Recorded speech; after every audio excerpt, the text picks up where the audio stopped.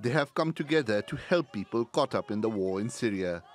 The conscience movement is calling for the release of all women and children locked up by the regime of Bashar al Assad. Rights groups say about 7,000 are being held in inhumane conditions in prisons. Lula Alaha spent more than 3 years in one of Assad's detention centers. They came for my husband, but took me away instead, in front of my children. I was taken to a basement. I later found out they were from the notorious aviation intelligence branch.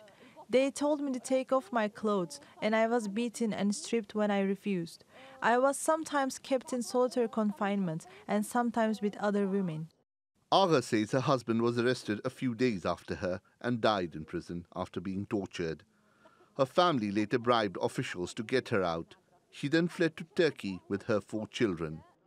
She's not the only one with such a tale. Rufeda Zetoun is a 38-year-old schoolteacher and mother of 2 from Damascus. She was arrested because of her brother's political activism. She was locked up with her mother, who had been wounded in regime shelling. We spent 2 years in prison.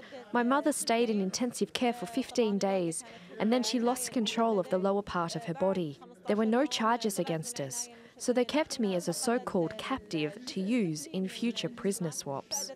Their stories have led to stronger calls to end the practice of torture. We as South Africans, in particularly, that come from a brutal regime such that of the apartheid regime in South Africa, understand the atrocities that are being meted out, particularly on the defenseless children and women in Syria.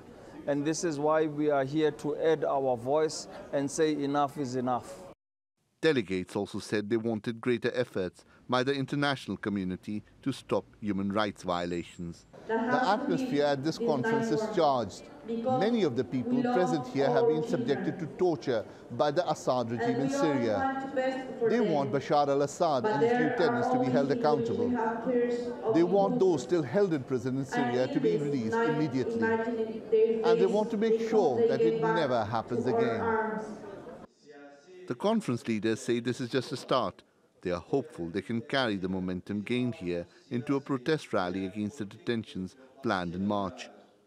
That, they believe, could put greater pressure on stakeholders like Russia and the UN to help end the plight of those still locked up. Shoaib Hassan, TRT World, Istanbul.